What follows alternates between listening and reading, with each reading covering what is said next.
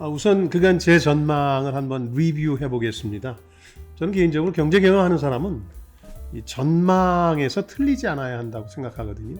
전망이라는 것도 뭐 한순간 대중의 마음에 영합하는 게 아니고 최소한 6개월에서 길게는 한 1년 이상 지속되는 흐름을 맞추는 게 중요하다는 생각인데요. 그래서 지나치게 우리 시청자 여러분들이 속보에 휘둘리지 말고 침착하게 어떤 이슈를 이해하고 파악하고 전망하는 절차를 밟기를 기대합니다.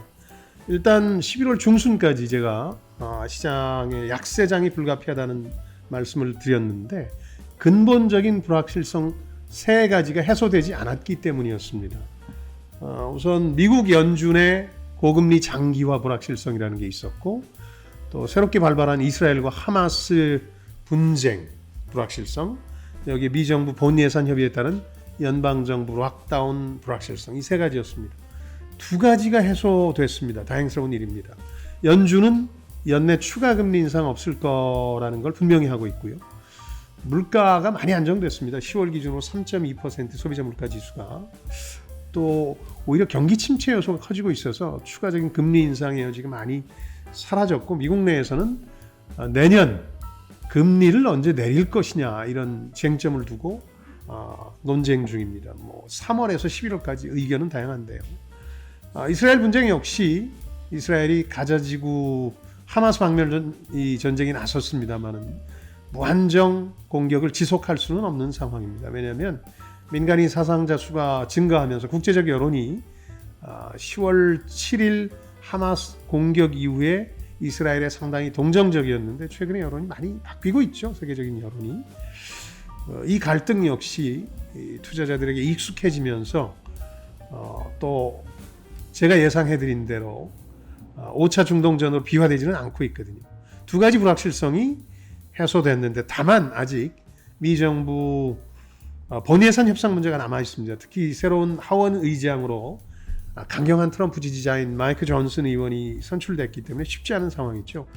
이 불확실성만 제외하면 연말 연초 강세장 가능성이 높습니다. 또 엔화 약세 반전의 시기도 11월 중순경으로 꼽았는데 그 계기 역시 연준의 긴축 또 본예산 협상 파국 같은 것들이었죠.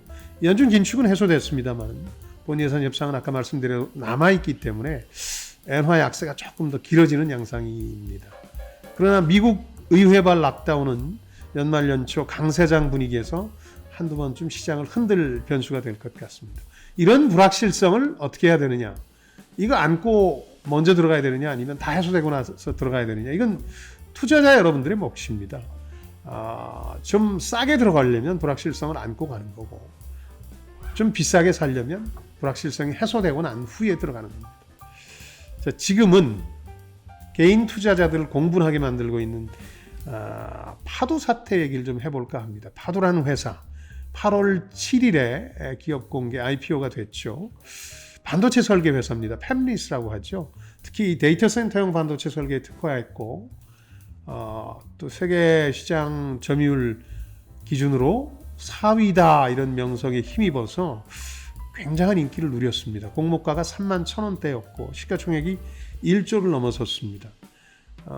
이 기업 공개 당시부터 올해 IPO계의 최대어다 이런 소문들이 돌았죠. 문제는 이 회사가 공개 3개월도 안 돼서 충격적인 실적을 발표한다는 겁니다. 11월 8일에 공개한 실적을 보면 2분기 매출이 5,900만 원, 5,900만 원입니다. 억이 아니라 3분기 매출이 3억 2천만 원. 그러니까 3분기까지 누적 매출액이 180억 원인데요.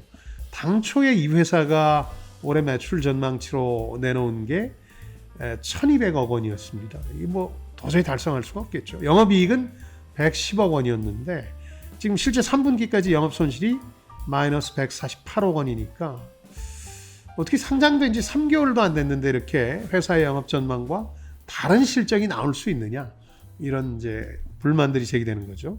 개인 투자자들은 집단 소송에 나서고 있습니다. 이쪽에서 문제 삼는 건 상장 주관사죠. 이 증권사들이 이 회사 상장을 앞두고 공모가를 결정하고 수요 예측을 하고 회사 실적 전망을 내놓는데 매출이나 영업이익이 이렇게 급감하는 걸 과연 몰랐을 것이냐, 아니면 알고도 개인 투자자들을 기만한 게 아니냐 이런 의혹을 제기하고 있는 거죠. 지금까지 이 증권 분야 집단 소송은 11건이 있었는데 기업 공개, IPO 관련해서는 이번이 처음으로 알려지고 있습니다. 물론 이제 해당 증권사 NH투자증권이나 한국투자증권 측에서는 반도체 설계 의뢰라는 게 상당히 가변적이다. 따라서 매출이 완전히 사라졌다기보다는 어느 정도 유예된 것일 뿐이다. 기존 고객이 재의뢰하고 신규 고객이 다시 의뢰하면 매출은 돌아온다 이렇게 얘기를 하고 있습니다만 상장 주관사 본연의 업무를 소홀히 했다는 비난을 면할 수는 없습니다. 개인 투자자의 공분이 지금 높아지는 상황에서 금감원은 쟁점들을 파악해 보겠다 이런 입장을 발표했죠. 근데 공모가 산정이나 실적 전망 문제뿐만 아니라 다른 제도적 허점도 들여다봐야 됩니다. 기술 특례 제도인데요. 코스닥에는 기존 코스닥 상장 요건이 안 되더라도 기술 특례라는 예외를 통해 입성하는 기업들이 상당히 많습니다. 2005년 당시에 이 제도가 도입될 당시에는 기술적인 우위는 갖췄는데 재무적 여건이 안 된 기업들을 돕자 이런 취지였는데요. 최근에는 이 코스닥 상장 기업 상당수가 이 기술 특례를 통해서 들어오다 보니까 이게 좀 남용되는 게 아니냐 이런 비판이 끊이질 않습니다. 근데 제가 보기에 더 근본적인 문제는 IPO 시장에서 이 상장 기업들과 증권사, 주관사들이 개인 투자자나 이 시장을 과연 어떻게 보는가 하는 관점과 철학입니다.